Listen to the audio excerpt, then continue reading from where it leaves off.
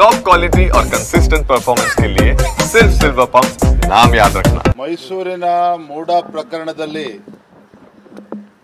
ಸಾಮಾಜಿಕ ಕಾರ್ಯಕರ್ತ ಸ್ನೇಹಮಯಿ ಕೃಷ್ಣ ಅವರು ರಾಜ್ಯ ಉಚ್ಚ ನ್ಯಾಯಾಲಯದಲ್ಲಿ ಇನ್ನು ಈ ಸಂಪೂರ್ಣ ಪ್ರಕರಣವನ್ನು ಸಿಬಿಐ ತನಿಖೆಗೆ ವಹಿಸಬೇಕು ಅನ್ನುವ ಅರ್ಜಿಯನ್ನು ಅವರು ಹಾಕಿದ್ರು. ಆ ಅರ್ಜಿಯನ್ನು ಮಾನ್ಯ ರಾಜ್ಯ ಉಚ್ಚ ನ್ಯಾಯಾಲಯ ತಿರಸ್ಕರಿಸಿದ್ದಾರೆ. ಸಿಬಿಐ ತನಿಖೆ ಕೋರಿರ್ತಕ್ಕಂಥ ಅರ್ಜಿಯನ್ನು ತಿರಸ್ಕರಿಸಿದ್ದಾರೆ. ಅದರ ಅರ್ಥ ಮುಖ್ಯಮಂತ್ರಿ ಸಿದ್ದರಾಮಯ್ಯನವರು ನಿರಪರಾಧಿ ಅಂತ ಹೈಕೋರ್ಟ್ ಹೇಳಿಲ್ಲ. ಸಿದ್ದರಾಮಯ್ಯನವರು ಮೂಡ ಪ್ರಕರಣದಲ್ಲಿ ಅವ್ರ ಮೇಲೆ ಆರೋಪ ಏನು ಬಂದಿದೆ, ಆರೋಪ ಮುಕ್ತರನ್ನಾಗೇನು ಹೈಕೋರ್ಟ್ ಮಾಡಿಲ್ಲ.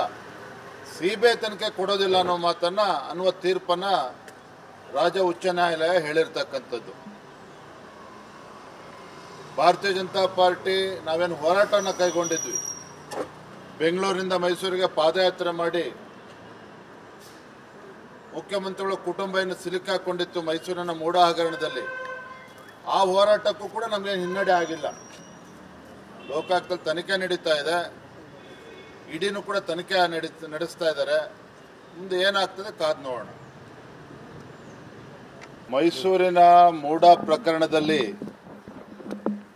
ಸಾಮಾಜಿಕ ಕಾರ್ಯಕರ್ತ ಸ್ನೇಹಮಯಿ ಕೃಷ್ಣ ಅವರು ರಾಜ್ಯ ಉಚ್ಚ ನ್ಯಾಯಾಲಯದಲ್ಲಿ ಇನ್ನು ಈ ಸಂಪೂರ್ಣ ಪ್ರಕರಣವನ್ನು ಸಿಬಿಐ ತನಿಖೆಗೆ ವಹಿಸಬೇಕು ಅನ್ನುವ ಅರ್ಜಿಯನ್ನು ಅವರು ಹಾಕಿದ್ರು. ಆ ಅರ್ಜಿಯನ್ನು ಮಾನ್ಯ ರಾಜ್ಯ ಉಚ್ಚ ನ್ಯಾಯಾಲಯ ತಿರಸ್ಕರಿಸಿದ್ದಾರೆ. ಸಿಬಿಐ ತನಿಖೆ ಕೋರಿರ್ತಕ್ಕಂಥ ಅರ್ಜಿಯನ್ನು ತಿರಸ್ಕರಿಸಿದ್ದಾರೆ. ಅದರ ಅರ್ಥ ಮುಖ್ಯಮಂತ್ರಿ ಸಿದ್ದರಾಮಯ್ಯನವರು ನಿರಪರಾಧಿ ಅಂತ ಹೈಕೋರ್ಟ್ ಹೇಳಿಲ್ಲ.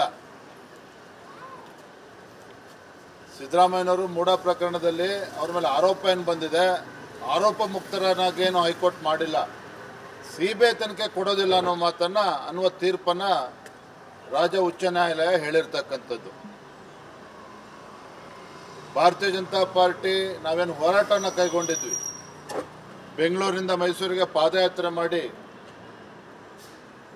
ಮುಖ್ಯಮಂತ್ರಿಗಳ ಕುಟುಂಬ ಏನು ಸಿಲುಕಾಕೊಂಡಿತ್ತು ಮೈಸೂರಿನ ಮೂಡ ಹಗರಣದಲ್ಲಿ. ಆ ಹೋರಾಟಕ್ಕೂ ಕೂಡ ನಮಗೆ ಹಿನ್ನಡೆ ಆಗಿಲ್ಲ. ಲೋಕಾಯುಕ್ತದಲ್ಲಿ ತನಿಖೆ ನಡೀತಾ ಇದೆ, ಇಡಿನೂ ಕೂಡ ತನಿಖೆ ನಡೆಸ್ತಾ ಇದ್ದಾರೆ. ಮುಂದೆ ಏನಾಗ್ತದೆ ಕಾದ್ ನೋಡೋಣ.